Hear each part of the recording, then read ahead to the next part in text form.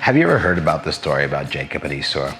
Their story is told in the book of Genesis, and specifically in Genesis chapter 25. We can see about their birth and about the challenges that they faced even from the time that they were born. In Genesis chapter 25, Esau and Jacob were born to their mother. And the Bible says that Esau came out first. They were twins. But as this Esau is being birthed, you can see that Jacob grabbed the heel of his older brother. From that time forward, we can see that there was a conflict between the two of them. I think that conflict probably resembles the inner twin inside of us. There are always two parts of ourselves, sometimes that's pulling at each other. Let's talk a little bit about the birthright. Now, the birthright was something that was given to the older son. In this particular case, Esau, he was the one that earned the birthright, not by what he did, not by how good he looked, not by anything that he did according to man's standard, except for the fact that he was the first. And the birthright would ensure that you would get the greater majority of the father's possessions.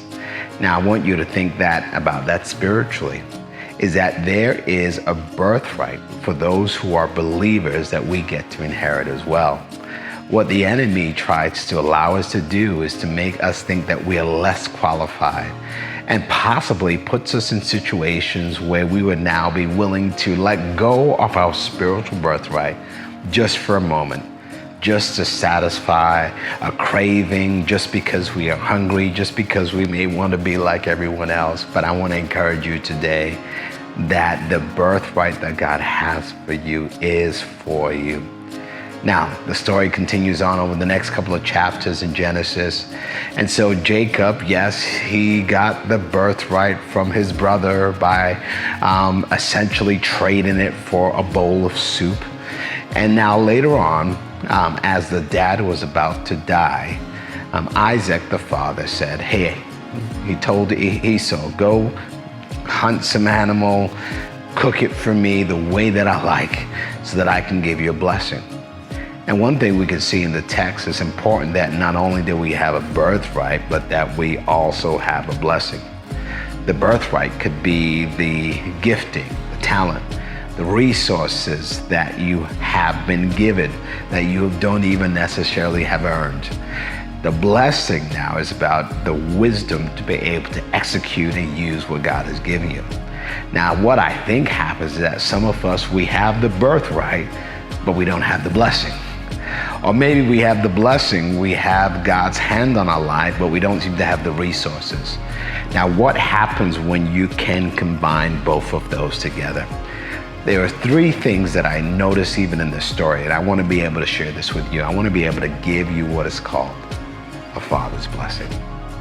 A father's blessing ensures that not only do I see the gifting in you, but I'm asking for a blessing to be upon you. I want you to be the head, not the tail. I want you to be the first and not the last. In other words, I believe in you.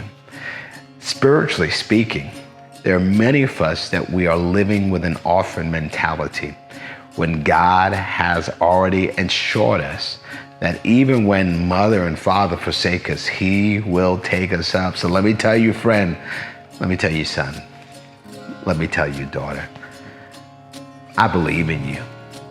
God has deposited something extraordinary inside of you.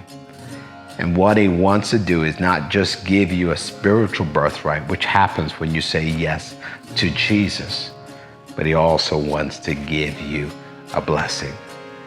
May I pray this blessing over your life.